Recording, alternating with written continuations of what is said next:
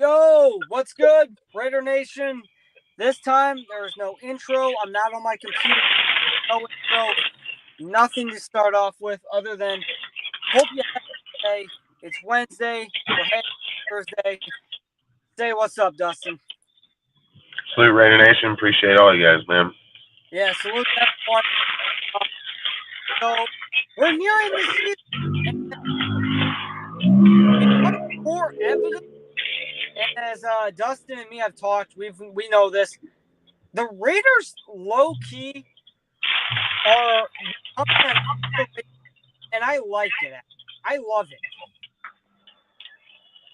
We're being slept on. There's a lot of people, for some reason, it's something I've noticed. I think Dustin can agree. A lot of people have us going 6-11 or worse,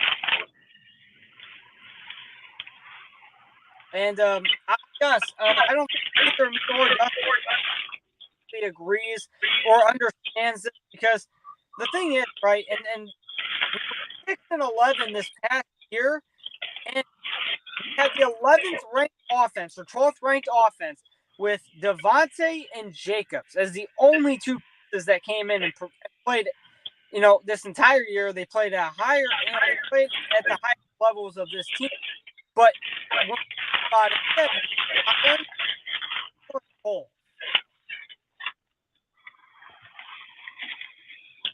I just think it's crazy. I think to predict 5-12 or less is also crazy. But I'll let you, give your little. What are your thoughts on Yep. this? I mean, like I say, I've said from the time that after we finish the draft, I think we'll be 10 and 11. But long story short, I know that we've improved massively, especially offensively, defensively. From the second receiver to the fifth receiver. The tight ends. You're talking about we just cut OJ a Howard. first round tight end that was a first round pick in the NFL not long ago. So long story short, obviously he ain't producing enough to obviously beat out Mayer or even Horsted of all people, which I called that shit. I knew that fool was getting cut. Well, like I said, I think it's 7 isn't crazy, but the team is, and let's be honest, we didn't like. I think we improved in a different way than people are going to understand. We didn't improve at maybe just the top player of each position. We improved depth-wise, which matters in the NFL. That it does.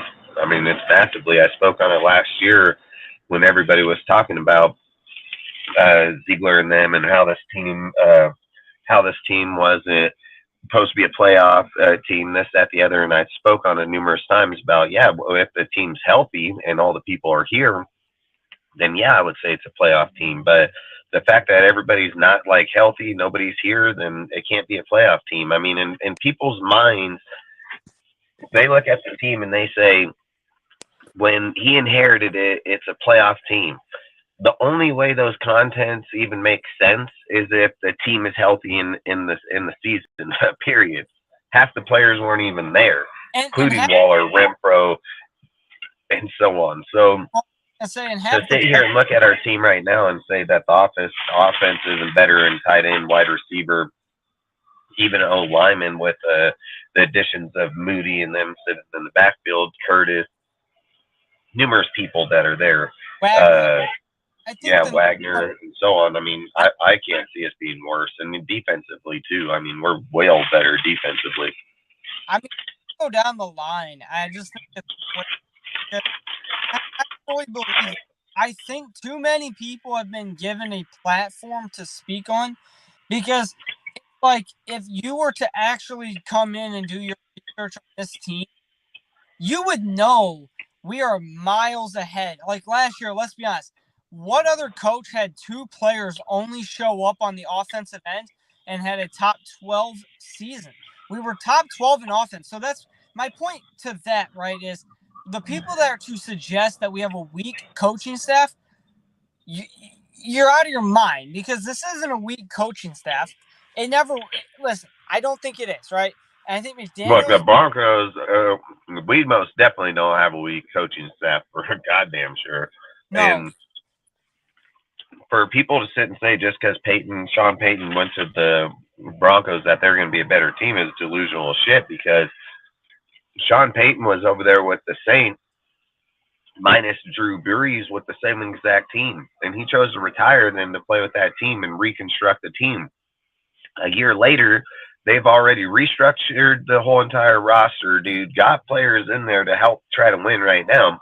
And Sean comes over here to the Broncos that their whole entire offense is just falling the fuck apart right now. The team has been in chaos for multiple years, gave up some substantial draft picks for Russell and everybody else inside there. You got your starting wide receivers going down now. Like I said, the Broncos are nowhere even fucking close on our level of talent or coaching staff, period. Right. I think that here, let's just start with this, right? Eliminate the head coach, right? I know Sean Payton's there. I don't give a fuck. Let's go down the rosters. Let's just be honest, right? Well, their defense, you can just answer the defense question this easy. They already gave up their superstar rushers, or, DNs. They've given up numerous players. That defense is not the same defense that was there last year. It's nowhere fucking close. So I don't even know, is their defense going to be good? Yeah, I mean, fucking Joseph's not a bad coach. I mean, I'm not going to say he's not going to get production from them, but to sit there and think that they're going to come in and overturn that thing in the first year, we had way more talent on our team, and it's taken 2 years. Well, so I was going to say, and this is my thing, is, like, I'm going to be honest. I'm biased. Like, I don't really think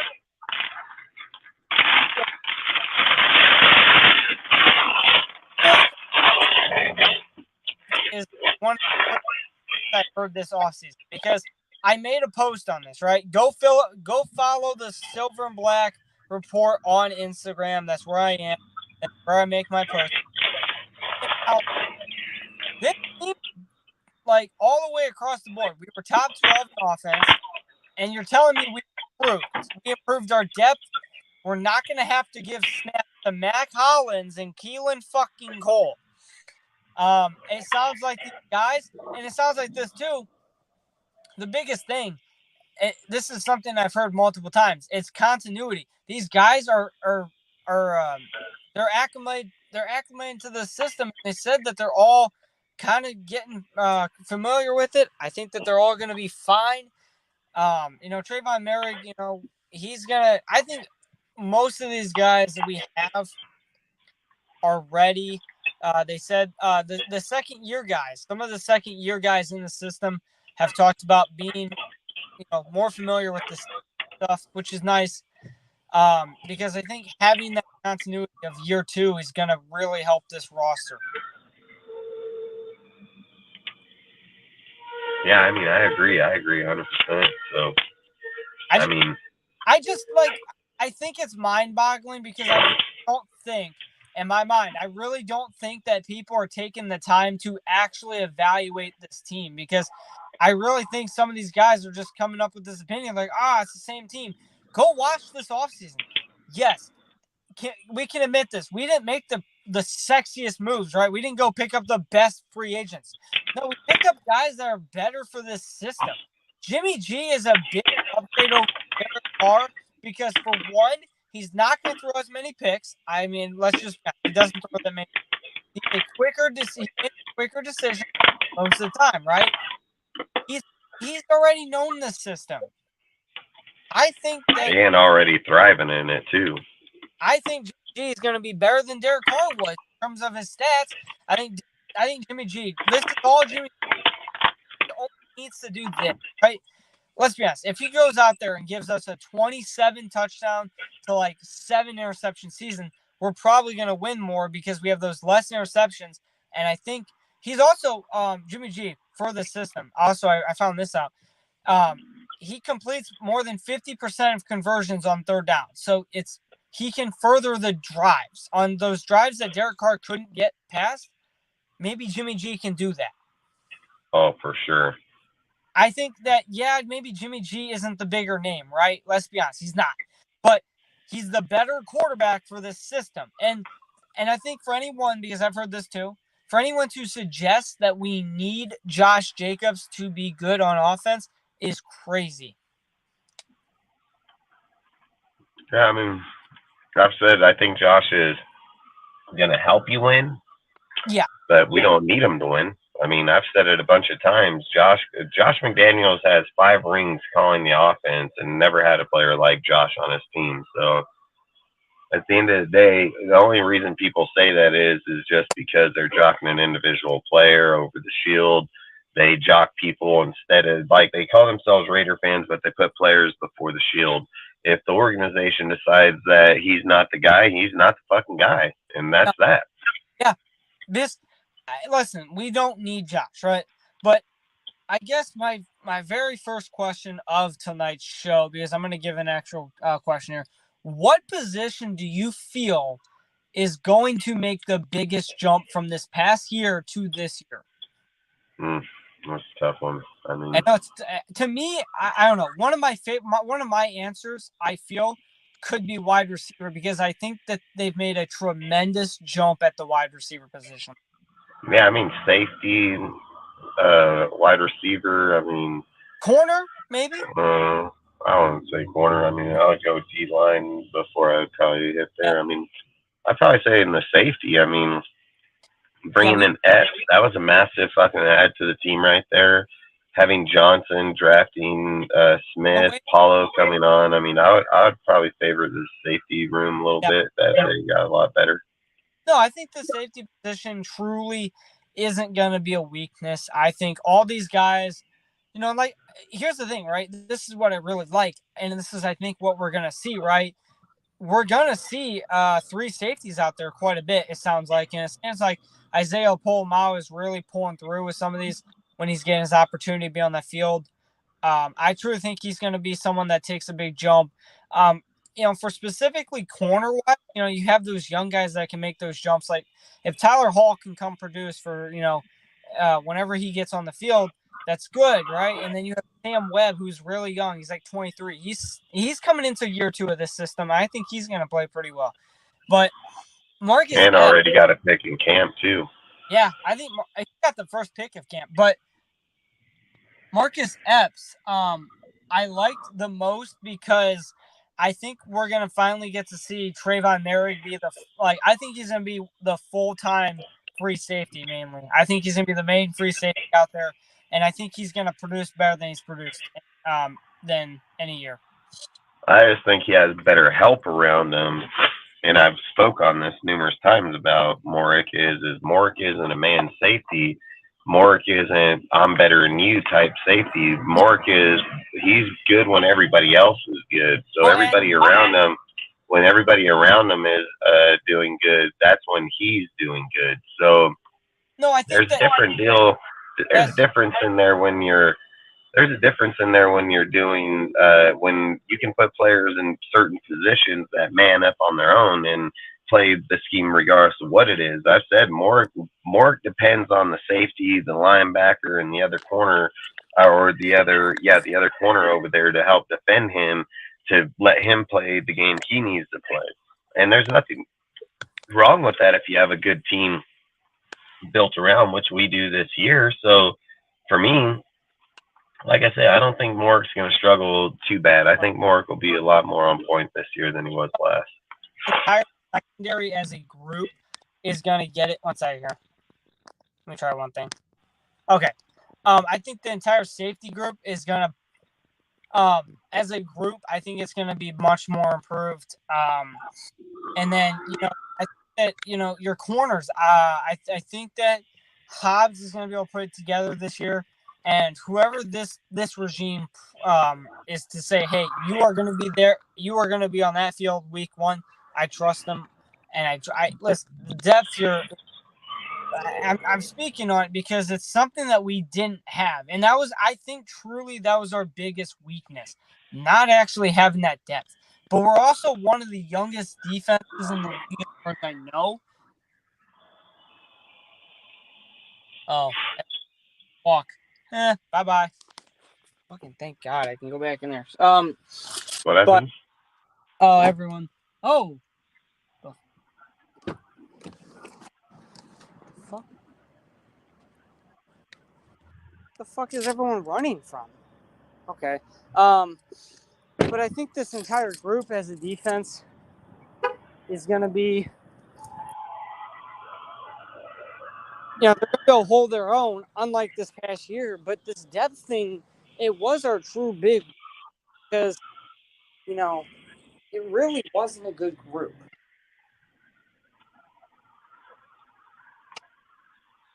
Shit. What was? The safety and the secondary as a group. We had a lot of guys rotating in and out. And there's, and then even at linebacker, I think we're going to be, just fine. I don't really think there's going to be too much of a problem there. I hope, if Divine Diablo is able to stay healthy and everything, he'll be the guy.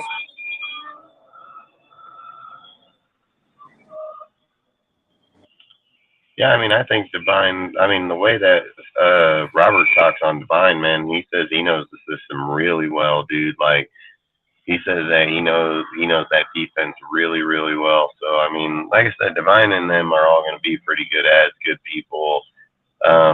Masterson, obviously, coming into year 2, obviously. I mean, it's just Bernie, you're going to have to find out more about. You're going to have to find out a few things. I mean, like I said, I think they're going to have anywhere between 4 and 6 linebackers on the team. So yeah, and then now you got Harris there. You got Harris that just came in there. Well, so you got a lot of depending on the matchups you could really go. You could see as many. You could just see 4 linebackers and more DBs just in case the matchup. Right? It depends on the matchup. And I think we're going to be. I think that we're going to interchange these guys that we have. I think they'll have inner rotations between DNs, DTs, linebackers. I mean, I think they're all gonna move around on their Fs, dude. I've said he's the true fucking Abram that's supposed to be. He's supposed to be what Abram was supposed to be. So he's gonna be playing down on the line, in the box, in the safety. I mean, he's gonna be playing all over. He's more of a run stopper to begin with. So. Yeah, no, and that's what I like about him, that he actually truly is a strong safety. And I think that, I think he's going to come out of the season with at least a sack, because they're going to push him off that edge at some point. Patrick, like, the one thing I can give Patrick Graham is, man, when he blitzes, he gets there sometimes, and he gets some pressure, man. He knows how to get back there. Because what he does is he confuses the offensive line. He switches around the guys. He makes them adjust. And then he sends people off the edge there, corners. You would think that corner's going to go fucking play man-to-man or something. No, that man's going to go running in there. Like Hobbs, I think he came out of this year with a sack. So, did he get a sack? He did get a sack in there. Yeah, he got a sack against the Broncos. It was against Russell Wilson. Nice. Yeah, he got a sack. I think Amik Robertson got a sack too. I don't remember, but I know we had some shit. I think our secondary was about as many sacks combined as fucking Chandler Jones, and that says something. But and that statistic. Yeah, that is true. That one is true. And that statistic, it proves my point as to why drafting Tyree Wilson, like, this entire time, like, trying to prove that Tyree Wilson was the right pick, you shouldn't even have to prove that, because everyone should know that. Yeah, I mean, the Tyree deal is just going to be questioned until he gets on the field. I mean, and everybody got the right to question it. I mean, he hasn't done anything in the NFL. I mean, everybody's got the right to question it. It's just he's got to produce when he gets there. It's all. No, I know, and I think he's going to come. I think we've talked about predictions slightly, but I've kind of been predicting about 6 to 8 sacks for Tyree Wilson his rookie year. I think he can get it for sure, just because of the pressure he can push off, and Max can be bringing the pressure too. So I mean, RD line isn't slouching. So the RD line isn't slouching. So for them to be in there for him to be anywhere between 6 and 10, I can see. So. Well, and so this is what I think, right? It's we're gonna be a much improved D line. Like that Tyree Wilson pick. I don't think people truly realize this, but even I think we've talked about this, Dustin. Patrick Graham has so much he can work with. He's got Malcolm Koonce. He's got Chandler Jones. I think Malcolm Koonce will be better in year. I think that Malcolm Koonce will get played a little too. I'm gonna be honest. I think he's the guy you could see on that field a little more often. You have I think he's going to be in there a lot more this year. I mean, with being in the system, weight, everything like that, I think he'll most definitely. And it sounds like Patrick Graham and them are high on some of these younger guys. So, you're going to see these younger guys come in. And, if, and this is what I think. And this is what I think, Dustin. I think that these guys, I don't think that they truly I think that if Patrick, this would be the most impressive thing, right?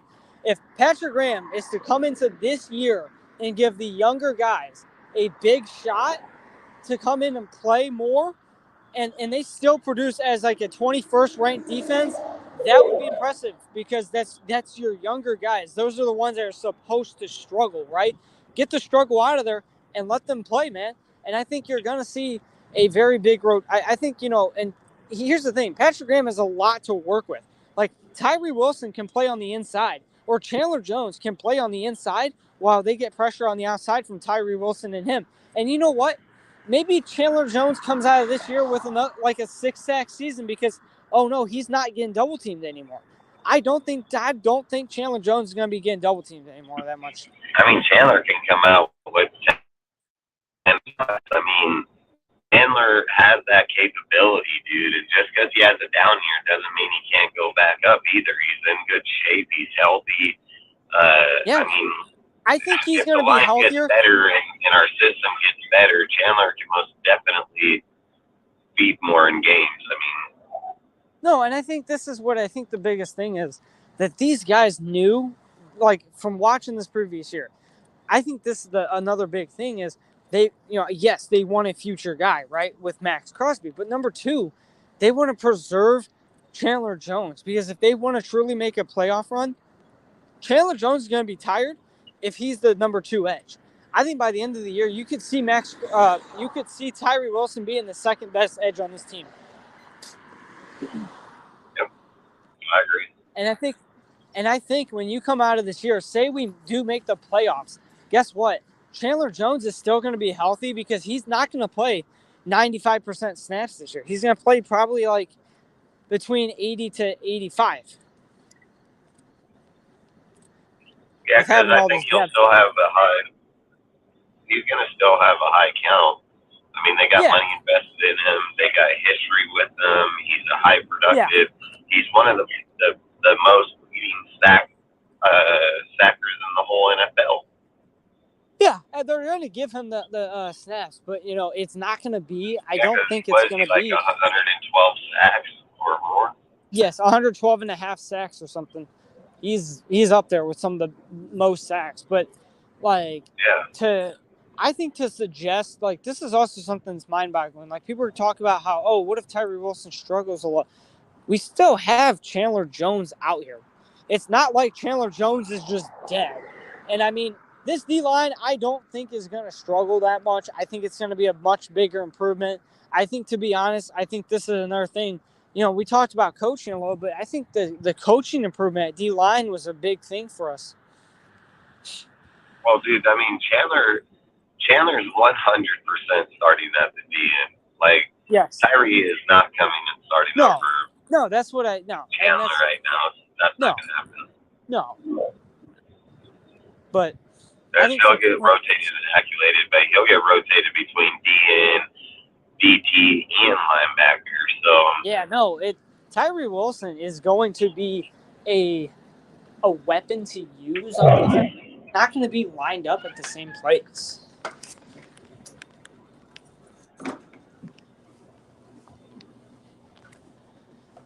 Yeah, I think, like I said, he can have a good productive year. He get better DTs in there, putting more pressure, hitting the holes harder, demanding somebody to demand some type of double coverage, dude. I mean, fucking double team, and then you're gonna have Max and him coming. I mean, plus Chandler slimmed down a little bit, dude. He's gonna be able to get off the blocks a lot easier too. So he's gonna have more agility to him. So I think he'll have to be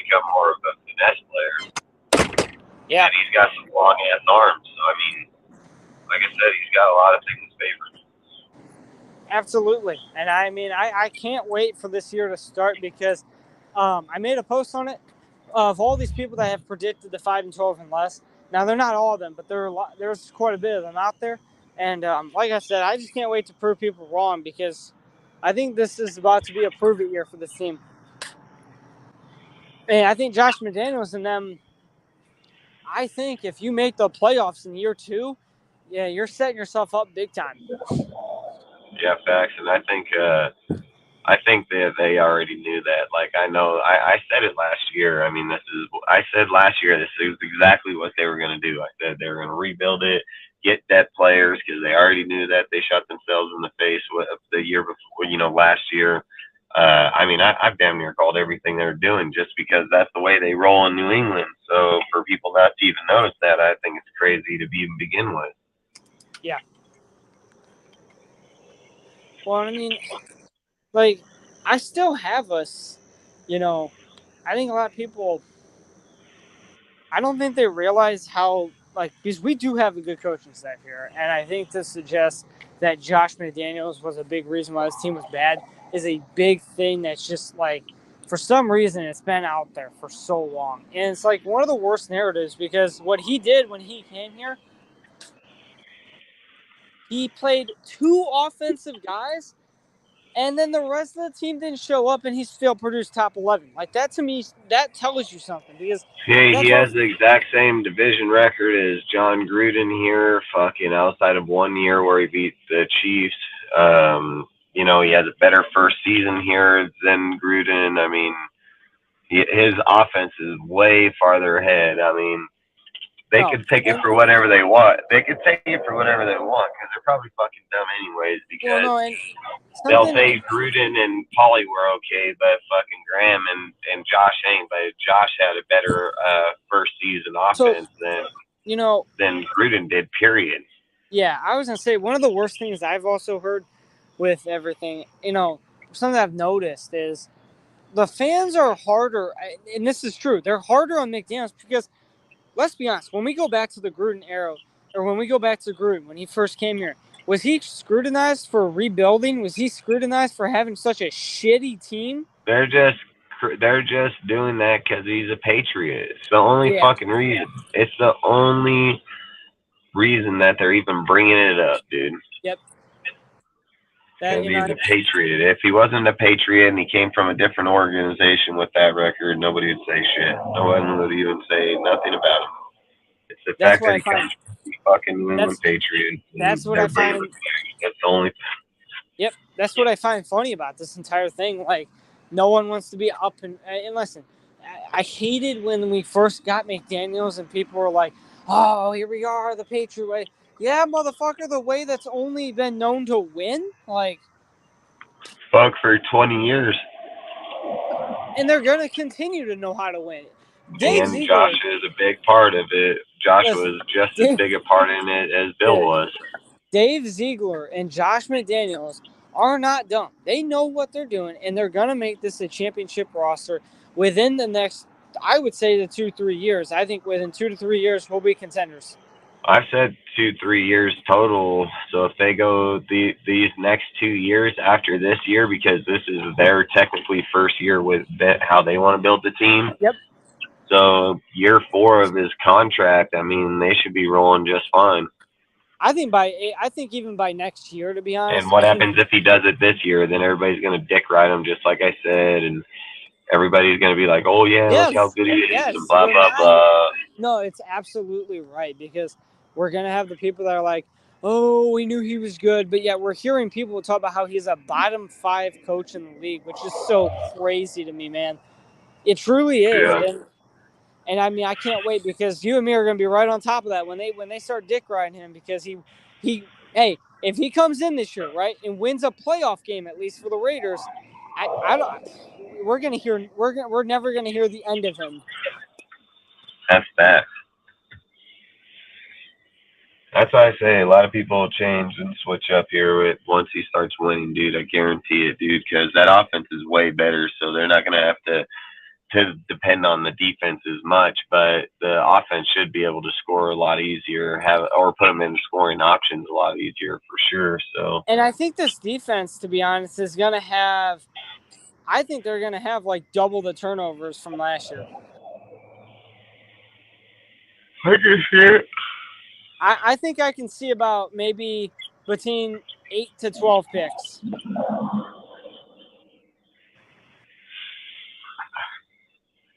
I've said I think with Peters and the way this team's set up, I think this will be one of our better years for interceptions for sure. Absolutely. But heck, that's why I think it'll be. I mean, like I said, we got a lot of good players here. There's a lot of good people here. There's a lot of good things going on here. So yeah, you just gotta give it time, give the camp more time, give players more time, and it'll all come together. I mean, like I said, let's see where we're at in preseason game 1, and then start going from that point.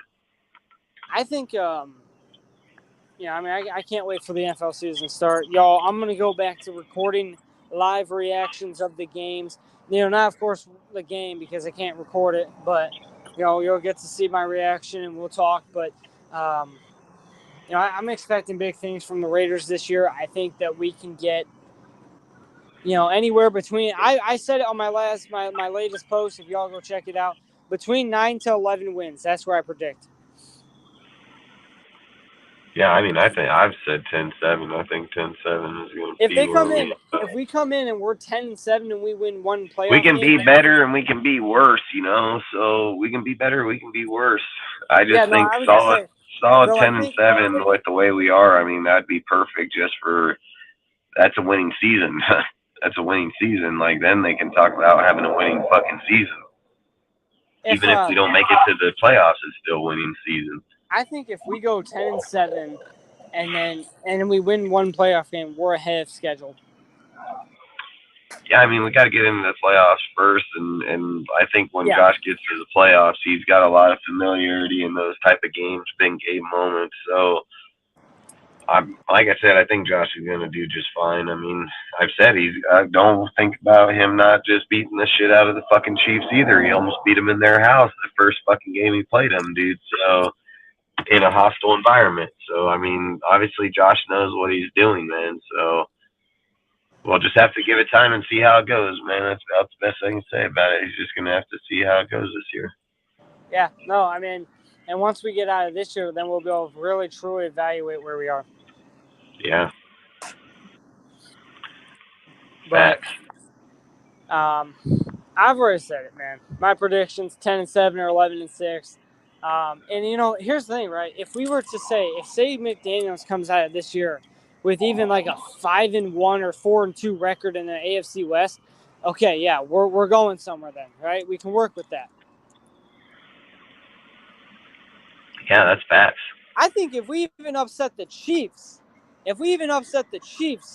we're moving towards good progression because I think, say we go 4-2 in our division and we win 5, I think we can win 6 out of division games.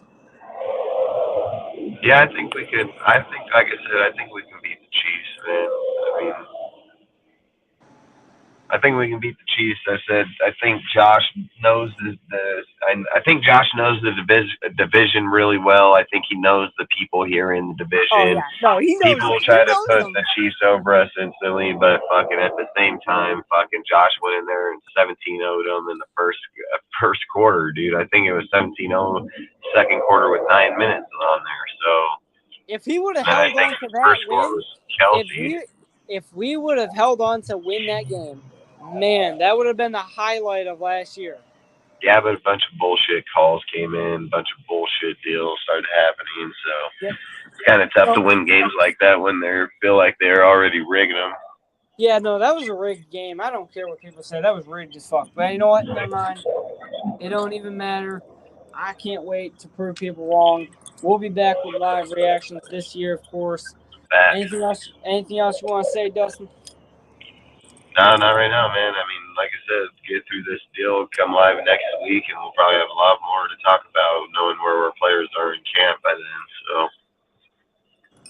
yeah. Well, y'all, I'm gonna head out. I'll talk All to right, you dude. all. I'll talk to you soon, man. Hell yeah. Appreciate you, man. Yep, appreciate you too. Talk to you later.